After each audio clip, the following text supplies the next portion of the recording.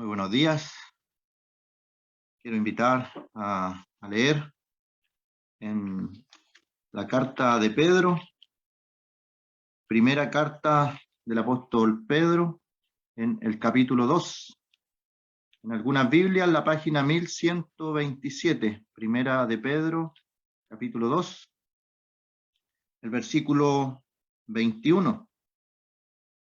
Pues para esto fuisteis llamados, porque también Cristo padeció por nosotros, dejándonos ejemplo para que sigáis sus pisadas, el cual no hizo pecado ni se halló engaño en su boca, que cuando le maldecían no respondía con maldición, cuando padecía no amenazaba, sino encomendaba la causa al que juzga justamente, quien llevó él mismo nuestros pecados en su cuerpo sobre el madero, para que nosotros, estando muertos a los pecados, vivamos a la justicia, y por cuya herida fuisteis sanados.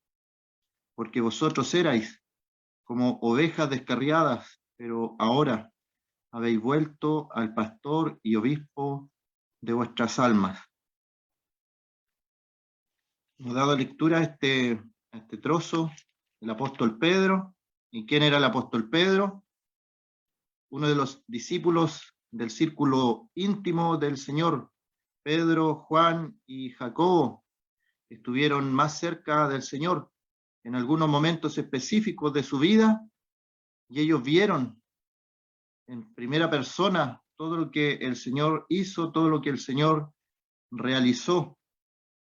Y Pedro reflexiona, ya ha pasado estos eventos, años después, y dice, porque Cristo también padeció por nosotros. En el versículo 25 también habla de un antes, vosotros erais, y luego habla de un ahora habéis vuelto. Las personas tienen que entender que la palabra de Dios nos muestra un antes y un después en la vida de cada persona que conoce al Señor. No puede haber una persona que tenga un encuentro con el Señor que quede de la misma forma que antes de conocer al Señor. El Señor provoca cambios. El Señor, como dice allí, nos ha dejado ejemplo para que sigamos sus pisadas como creyentes, como hijos de Dios. Pero para ser un hijo de Dios, para ser un creyente, hay que tener un encuentro con el Señor. Hay que reconocerle a Él como Señor y Salvador. Hay que depositar nuestra fe. No se trata de repetir una oración mecánicamente, como se escucha en ciertos círculos que dicen, repite esta oración después de mí. Y una vez repetida la oración, dice, bueno, ahora eres salvo, ahora eres cristiano. La Escritura muestra cada persona que se salvó en el Nuevo Testamento fue por fe, por una creencia, por depositar la confianza en algo, en alguien que es el Señor Jesucristo. Y Él nos dejó ejemplo para que sigamos sus pisadas. Ese texto yo lo he meditado varias veces, pero el principio de ese texto reflexiona Pedro y dice que fuimos llamados porque también Cristo padeció por nosotros. Y esa pequeña frase, que el Señor Jesucristo haya padecido por nosotros, encierra tantas cosas. Entendemos los creyentes que el Señor Jesucristo padeció por nosotros. En la cruz del Calvario, el Señor Jesucristo padeció por nosotros.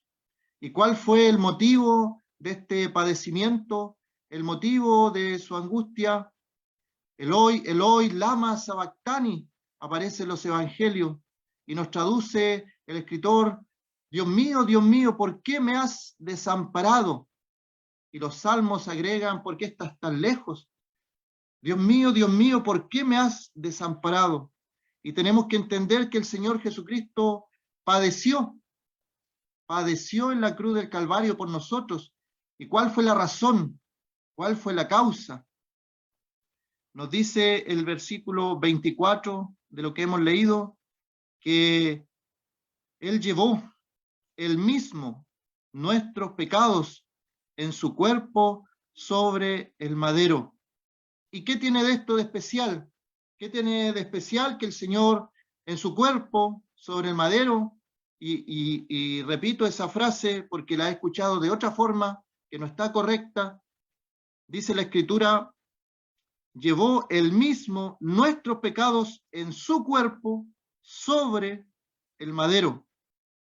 ¿Dónde estaban los pecados nuestros de los creyentes? En su cuerpo, sobre el madero. ¿Y qué tiene esto de especial? Que el Señor Jesucristo en su cuerpo no había pecado. Y nos dice aquí mismo en este pasaje Pedro, que anduvo 3 años y medio aproximadamente con el Señor, cercano a Él, y da un testimonio de Él. Primero dice que nos dejó ejemplo, un ejemplo muy alto, pero nos invita a seguirlo. Y el versículo 22 dice, el cual no hizo pecado, ni se halló engaño en su boca, que en cuando le maldecían, no respondía con maldición. Cuando padecía, no amenazaba, sino encomendaba la causa al que juzga justamente. Un cuerpo, una persona que no tenía pecado, no había pecado en él, no se halló engaño en su boca. Cuando las personas le ofendían a través de maldiciones, él no actuaba como nosotros, como el común de los seres humanos. Él no amenazaba, encomendaba la causa a Dios, al que juzga justamente. Cuán diferente nuestro Señor Jesucristo a nosotros. Y eso es lo que mucha gente no entiende. Piensa que cuando hablamos de Jesús, estamos hablando de una persona más. Algunos lo ven como un maestro solamente. El maestro de Israel, dicen algunos. Como nos enseña Jesús, dicen otras personas, incluso académicos, universitarios, hablan de Jesús como un personaje histórico. Pero no era un ser humano solamente. No hay ningún ser humano en la historia que no tenga pecado, que no haya cometido ninguna falta con su boca, no hay nadie. Hay personas que el mundo exalta como santos, como personas que tienen una vida correcta y los elevan a una condición que no corresponde. Pero si examinamos un poco más su vida, vamos a encontrar pecado, vamos a encontrar alguna falla en su vida, porque no hay hombre que no peque. Pero el Señor era Dios hecho hombre. Y Pablo nos dice, escribiéndole a Timoteo, que indiscutiblemente grande es el misterio de la piedad. Dios fue manifestado en carne. Y por eso podemos entender que Dios entre los hombres no hizo pecado, no se halló engaño en su boca, no respondía con amenazas. Él encomendaba la causa a Dios. Y al ver una persona tan perfecta, santa, sin mancha, sin pecado, sin contaminación alguna, desde su nacimiento, un ser santo, se le dice a María, el santo ser que nacerá, será llamado Hijo del Altísimo. Era un ser santo, una persona santa totalmente, sin pecado, no se halló engaño en su boca, no hizo pecado, ni con su pensamiento, nada. El enemigo, Satanás, el diablo, vemos que le tentó varias veces y no pudo hacerlo, no había engaño en su boca, no hizo pecado. Y esa persona santa, esa persona pura, en la soberana voluntad de Dios, dice el versículo 24, quien llevó él mismo nuestros pecados en su cuerpo. ¿Entiéndese esto que hizo el Señor? Que Él no hizo pecado, que no tenía pecado, que no tenía ninguna relación con el pecado, que no había engaño en su boca, una persona santa, pura, y consciente, en forma voluntaria, él quiere tomar los pecados ajenos y en su cuerpo, sobre el madero, llevar aquellos pecados. Y dice el profeta en la antigüedad, el castigo de nuestra paz fue sobre él. Los creyentes podemos decir que para nosotros tener paz en nuestra alma, en nuestro espíritu, el Señor tuvo que padecer. Padeció por nosotros, dice Pedro. En la cruz Él padeció por nosotros. Llevó nuestros pecados, nuestras maldades, nuestros pensamientos más ocultos que son malos, ahí estaban en la cruz. Pero ¿qué pasa con aquellas personas, con aquellos oyentes que están en el día de hoy y que no conocen al Señor, que no le han recibido como Salvador personal? ¿Quién está llevando los pecados? ¿Los está llevando tú? ¿Tus pecados están contigo? ¿Y quién los va a tener que pagar? Si los pecados de los creyentes los pagó el Señor, ¿quién pagará tus pecados si no has creído? Y esa es la invitación que se hace desde la antigüedad, el perdón de los pecados. El libro de Romanos nos dice que bienaventurados, Romanos 4:7, bienaventurados cuyas iniquidades son perdonadas y cuyos pecados son cubiertos. Bienaventurado el varón a quien el Señor no inculpa de pecado. Eso es la plaga del pecado. La enfermedad más grande del hombre es el pecado. El pecado. Cuando una persona está enferma de gravedad, nos preocupamos. Vamos al médico, seguimos los controles, las recomendaciones que el médico nos da. Pero esta enfermedad espiritual, ¿te ha dado un minuto? ¿Te ha dado un tiempo para reflexionar en tu enfermedad espiritual, que es el pecado, que está allí, te acompaña? Y tú lo sabes porque Dios nos ha dado nuestras conciencias. Dios a través del Espíritu Santo nos convence de pecado, de justicia, de juicio. Las personas tienen el conocimiento de que hay algo que no cuadra en su vida. Es el pecado. El pecado. Hay personas que han caído en las profundidades del pecado. Incluso la sociedad lo menosprecia por malvados, por malhechores. Pero hay personas buenas para la sociedad que también son pecadores. También llevan sus pecados. ¿Han sido perdonados tus pecados? ¿Es algo automático? ¿Es por fe? No te vamos a decir, repite esta oración y vas a quedar libre de tus pecados.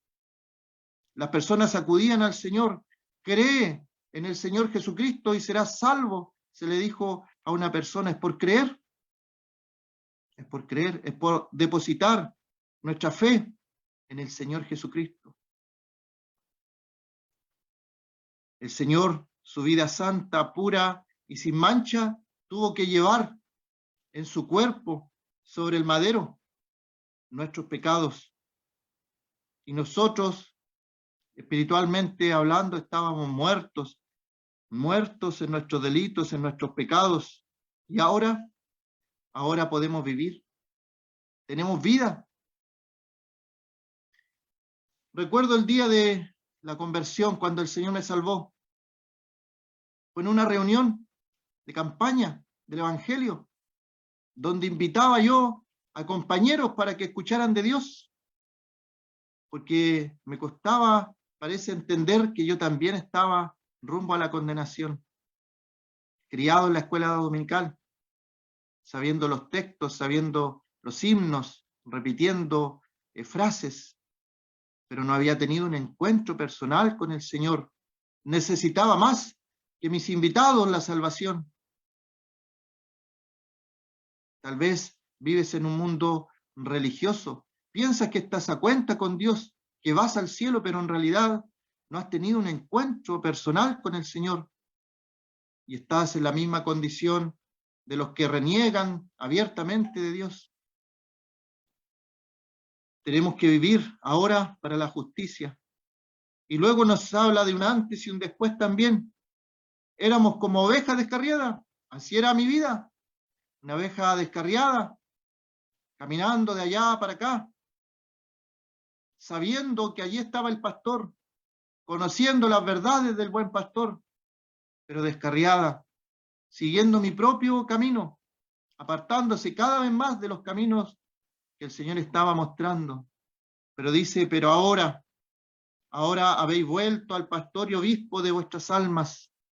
El Señor quiere el Señor salvarte, quiere el Señor tomarte del lugar de donde estás, de aquel reino de oscuridad, y trasladarte al reino de su amado Hijo Jesucristo. El Señor tiene un reino de luz, el reino de los cielos. El que no cree en el Señor Jesucristo está condenado en un reino de oscuridad, en un reino de maldad, con cadenas de opresión. Pero el Señor vino a traer libertad. Y toda aquella oscuridad que los pecados tienen, el Señor lo llevó en su cuerpo sobre el madero. Y los creyentes entendemos la grandeza de esta realidad, que no tendremos nunca que pagar ninguno de nuestros pecados, que ninguna condenación hay para los que estamos en Cristo Jesús, porque Él en su cuerpo sobre el madero llevó nuestros pecados. Apropiarnos de esa verdad cambia totalmente nuestra perspectiva de la vida. Ninguna condenación hay para los que están en Cristo Jesús. Él ha llevado en su cuerpo, ahí en la cruz del Calvario, nuestros pecados. ¿Cuántas veces observé en algún lugar aquel crucifijo enfrente? Y mucha gente en el día de hoy observa y sabe que el Señor murió en la cruz, pero no entiende el por qué, no entiende todo lo que pasó allí, cuando Él en su cuerpo sobre el madero llevó nuestros pecados. Que el Señor nos ayude a entender esta verdad, que el Señor bendiga su palabra.